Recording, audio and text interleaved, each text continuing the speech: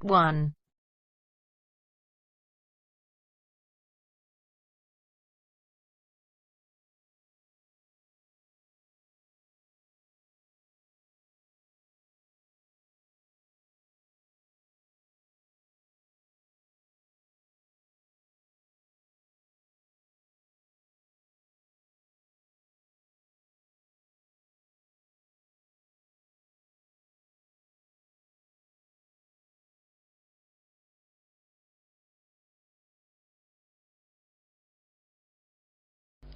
You will hear a conversation between a man and a receptionist on the subject of joining a surgery.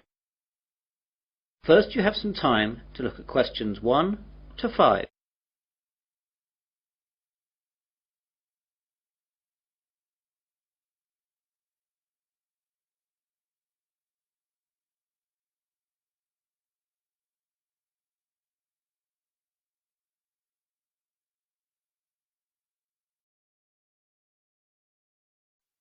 Now we begin. You should answer the questions as you listen, as the recording is not played twice. Listen carefully to the conversation and answer questions 1 to 5. Hello, I've just moved to Melbourne for a new job and I've been advised to register with a new doctor for my family and myself. I think that this surgery is the nearest one to where I live. What's the name of the road that you live in, sir? Dawson Road. Yes, that's in our area. Would you like to register with us now? Yes, please. Right, I'll just have to take some details. First of all, could you give me your name? It's Mike Jacobs. Jacobs. And your family? My wife's name is Janet and I have one little boy whose name is Rod. Ron? No, Rod. R-O-D. Good, that's fine. And what is your address here in Melbourne? 52 Dawson Road, Highfield, Melbourne. Highfield. Highfield. Good. And I'll need to know your health card number. It's NH871812C. What about my family? Oh, only yours for now. Do you know the name of your old doctor? It was Dr. Graham Mackenzie in Perth. Now, we've got 4 doctors here. There's Dr. Susan Larkins, Dr. Kevin White, Dr. James Nicholson and Dr. Linda Williams. Which one would you like to register with? Oh, I didn't think of that. Well, I think I would like a man as my doctor. I'll go for the last one. Was that one a man? No, that was Dr. Linda. How about Dr. Kevin? Yes, that will be fine. Right, Dr. White it is. Will that be the same for your family? Oh yes, my wife might not want a man as her doctor. Well, we'll leave it as it is for now, and my wife can change if she wants to. Before the conversation continues, you have some time to look at questions 6 to 10.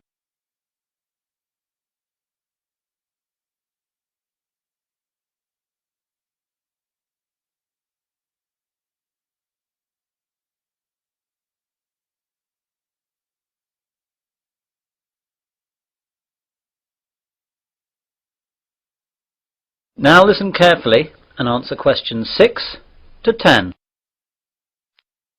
I'd like to make an appointment now for my wife. She wants to come in at the end of the week.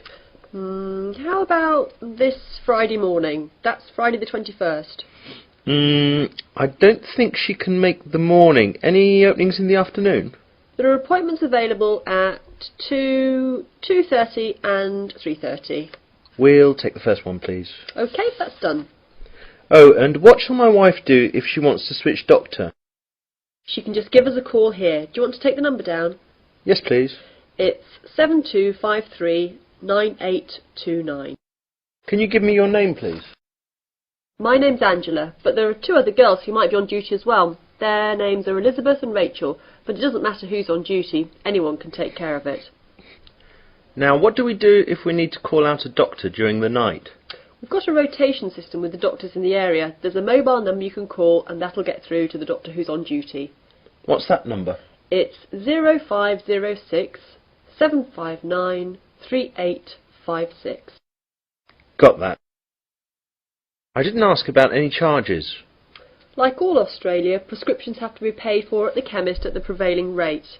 Some things like vaccinations for travel and insurance report we make a standard charge for, and I can give you a price list for those. Consultations, though, are under the National Health Service, so they'll be free. Great. Well, that's all. Thanks and goodbye. Goodbye. That is the end of part 1. You now have half a minute to check your answers.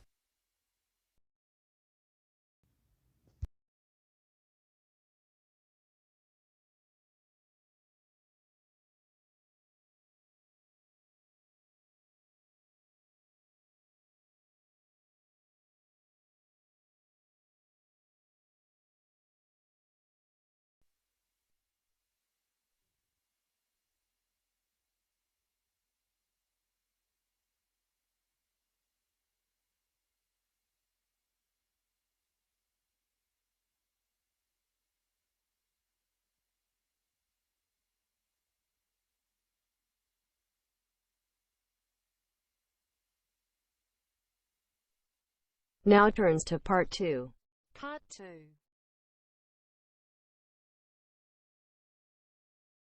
You will hear a man giving a guide talk to new students at a university library. First, you have some time to look at questions 11 to 16.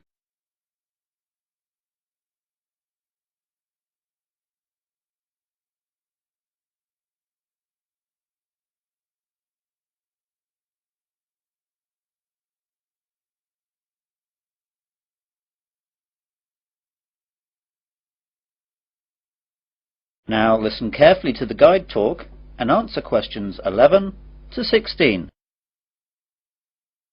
Good morning, everyone. I'd like to welcome you all to Wesley University Library. This is a 20-minute tour around the library to show you all the facilities and all you'll need to know to start off your life here as a student at the university. What I'll start by doing is telling you about what you need to do to join the library. Then I'll briefly tell you about our facilities, and then I'll guide you quickly round and show you everything. So, to join the library, you need to go to the reception between the hours of 9 AM and 5 PM. After that, the reception closes, though all the other facilities will stay open until 10 PM. At the reception, they'll give you an application form. After you fill that in, you'll have to give us the fee of £5, which you have to give us every year that you're a member of the library. We will also need to see your university card to confirm that you're a student of the university.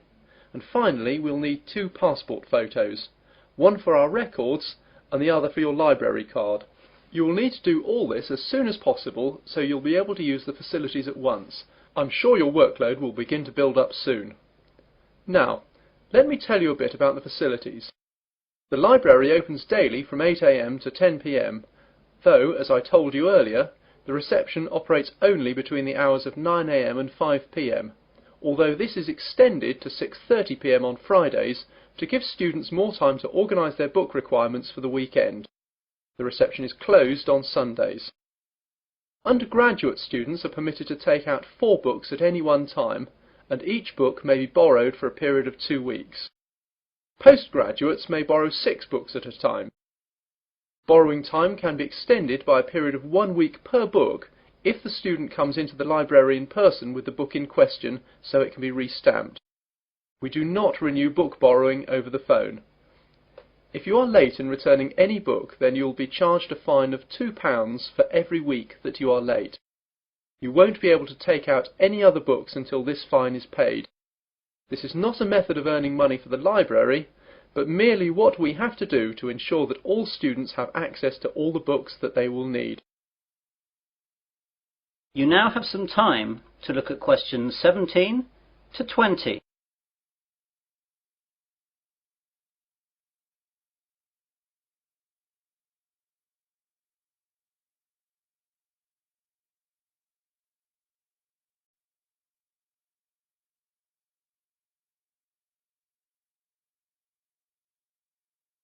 Now listen to the rest of the guide talk and answer questions 17 to 20. OK then, on to the layout of the library. We're on the ground floor of the library at the moment. Here we have the reception, the computers, which you can use to search for books and their location, and the bathrooms, which are behind the reception. The rest of the ground floor is taken up by the non-lending section of the library. Here we keep all the books which are either too valuable or are used too much to lend out. You can reserve time with these books at reception and use them during any time that the library is open, but, of course, you may not remove them from the library. On the first floor above us we have the arts section, which includes books that students will need for subjects such as languages, literature, art and history. On the second floor is the science section. We'll see these in a minute. Of course, individual departments will usually have their specialist libraries in their buildings, though the computer catalogues here will list them so you know where to find everything, whether it's here or in the specialist libraries.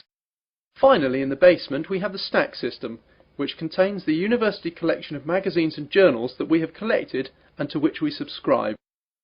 If there's anything that we do not have or that you can't find, please go to reception and let them know the details. The university operates a swap system with other universities, and we can arrange for volumes that we do not possess to be sent here on a limited loan. Well, those are the basic details about the university library.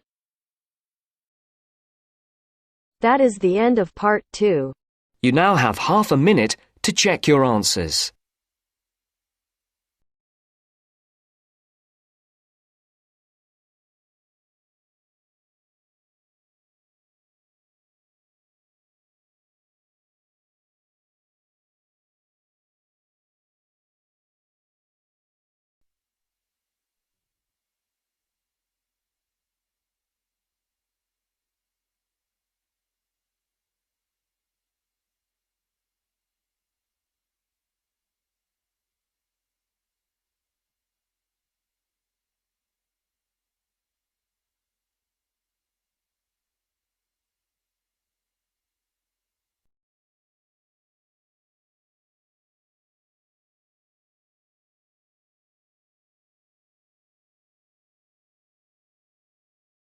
Now turns to part 3. Part 3.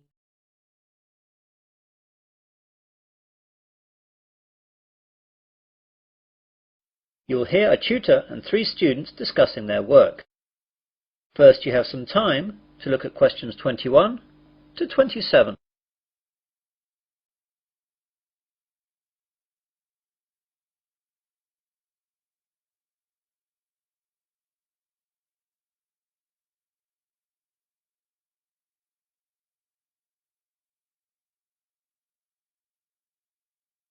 Now listen carefully and answer questions 21 to 27. Good morning everyone. Well, in today's tutorial we're going to discuss the essays that you have to submit by the end of next week. Some of you will have already started them, which is good, and if you haven't, well that's okay, but you'll have to get a move on. So, let's begin with you, Simon. What's happening with you? Well, I've made a start on it. I've researched the background quite extensively last weekend. I should get to the writing stage tomorrow with a bit of luck, and I'll get finished at the weekend. What are you writing about? I decided to look at the car manufacturing company Jaguar, examine the problems they had with reliability in the 1970s and 80s, how they dealt with it, and how it affected their marketing and sales strategy. That sounds pretty interesting. Any problems with that? At the start I had problems getting information from that far back, but after rooting around in the library I found some magazines which gave me information and also gave me references to find other stuff. It seems now the only problem is keeping to the 4,000 word limit. It just seems that I have so much to write about. It seems I'll need 5,000 or even 6,000 words to be able to cope. Yes, your essay title seems to me to be very wide-ranging. Would you think about cutting out part of it?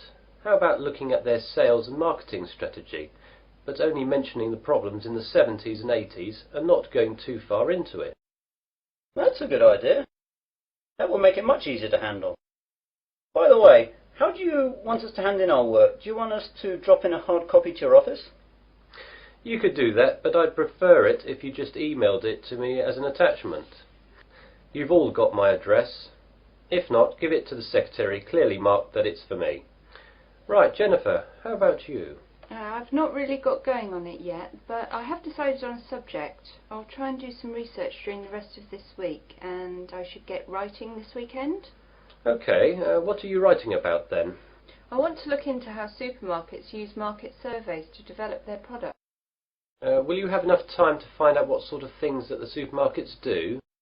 You won't have much time for that. I should be okay. I've had a look in the stack system in the library and I found a magazine that surveyed all the UK major supermarkets and a trade publication that analysed the same things in Canadian supermarkets. Be careful about using their conclusions too much. The university takes a tough stance on plagiarism. Make sure you properly list where you get your information from in a bibliography and try and do your own analysis. Get going too, as that analysis will take a bit of time. Okay, thanks. You now have some time to look at questions 28 to 30.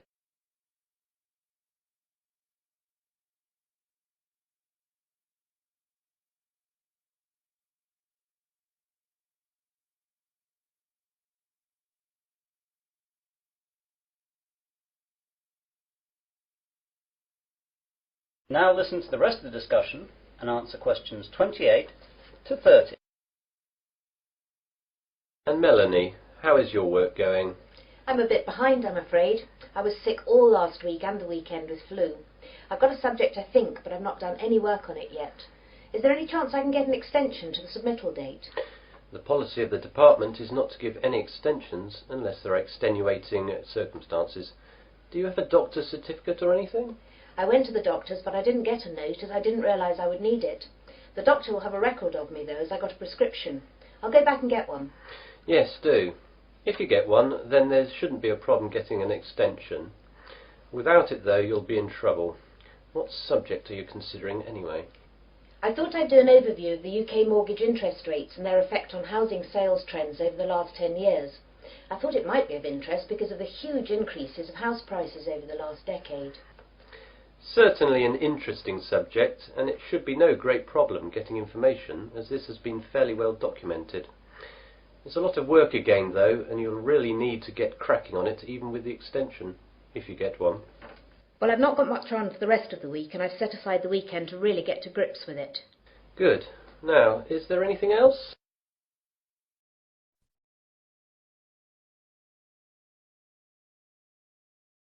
That is the end of part 3. You now have half a minute to check your answers.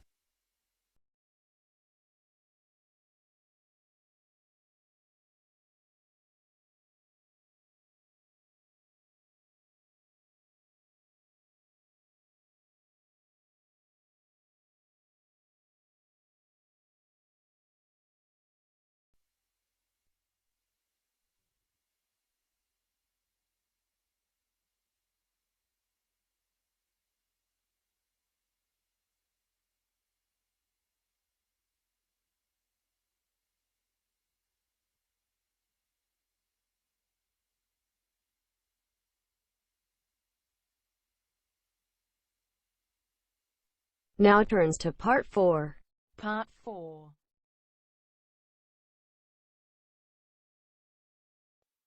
You will hear part of an Earth Sciences lecture. First, you have some time to look at questions 31 to 40.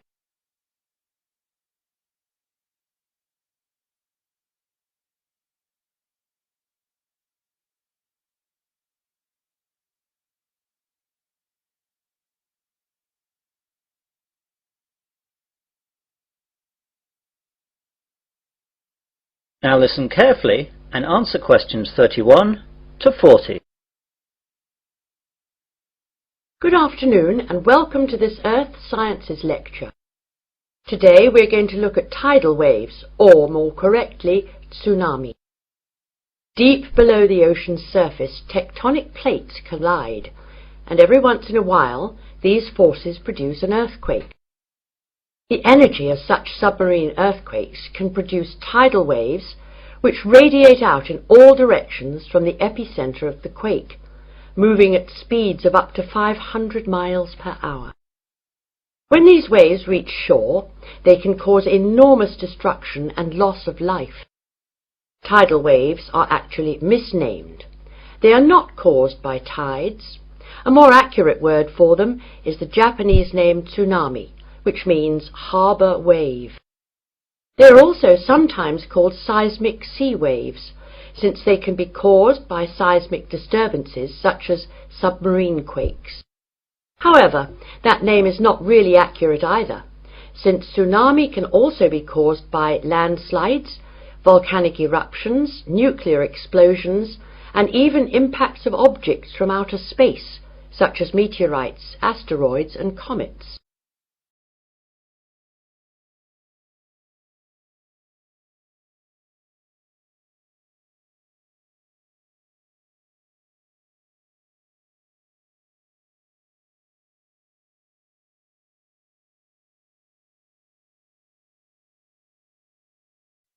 Earthquakes, though, are the largest cause of tsunami. Tectonic plates cover the world's surface, and their movement can be detected anywhere in the world. Some areas of the world are more prone to greater movement, and it is in these places that the largest waves can occur. Large vertical movements of the Earth's crust occur at plate boundaries, which are known as faults. The Pacific Ocean's denser oceanic plates are often known to slip under continental plates in a process known as subduction. And subduction earthquakes are the most effective in generating tsunamis. A tsunami can be generated by any disturbance that displaces a large water mass from its equilibrium position. In the case of earthquake-generated tsunamis, the water column is disturbed by the uplift or subsidence of the sea floor. Submarine landslides, which often accompany large earthquakes, as well as collapses of volcanic edifices, can also disturb the overlying water column as sediment and rock slump down, and are redistributed across the sea floor. Violent submarine volcanic eruptions can create an impulsive force that uplifts the water column and generates a tsunami. Conversely, supermarine landslides and cosmic body impacts disturb the water from above as momentum from falling debris is transferred to the water into which the debris falls. Generally speaking, tsunamis generated from these mechanisms, unlike the devastating Pacific-wide tsunamis caused by earthquakes, dissipate quickly and rarely affect coastlines distant from the source area. Tsunamis are very hard to detect since they cannot be seen when they are in the deep ocean. The distance between two wave crests can be 500 kilometers, and because of this, the wave height is only a few feet. Because the rate at which a wave loses its energy is inversely related to its wavelength. Tsunamis not only propagate at high speeds, they can also travel great transoceanic distances with limited energy losses. As the tsunami reaches shallow water, however, its speed decreases, but the energy it contains remains about the same. Instead of travelling fast, the wave rises high. The National Oceanic and Atmospheric Administration has set up a seismic detection system to monitor earthquakes and predict the possible arrival of tidal waves for Pacific countries. Buoys at sea can also detect water pressure changes that can indicate tsunamis moving through the ocean. But when tsunamis originate near the shore, there is often little chance to warn people. Let's look at some examples of tsunami and their causes and effects. Some can be relatively harmless. In 1992, an offshore landslide caused a tidal wave of only about 3 feet high that struck at low tide, so Humboldt County, where it hit, got off easy with no casualties. On January 13th in 1992, a Pacific Ocean earthquake off the coast of San Salvador, registering 7.6 on the Richter scale, did not cause any ocean disturbance at all. However, a recent tidal wave which struck Papua New Guinea on July 17, 1998, was 23 feet high and killed at least 1,200 people. This wave was caused by a magnitude 7.1 submarine earthquake. On July 17, 1998, a Papua New Guinea tsunami killed roughly 3,000 people. A huge underwater volcanic eruption 15 miles offshore was followed within 10 minutes by a wave some 40 feet tall. The villages of Arop and Warapu were destroyed. One of the worst tsunami disasters engulfed whole villages along Sanriku, Japan, in 1896. An underwater earthquake induced a wave of 35 feet, drowning some 26,000 people. Finally, about 8,000 years ago, a massive undersea landslide off the coast of Norway sent a 30-foot wall of water barreling into the uninhabited north coast of Europe. If this were to recur today, as scientists say it could, almost anywhere in the world it would cost billions, if not tens of billions of dollars, to repair the damage to coastal cities and kill tens of thousands of people. That is the end of part 4. You now have half a minute to check your answers.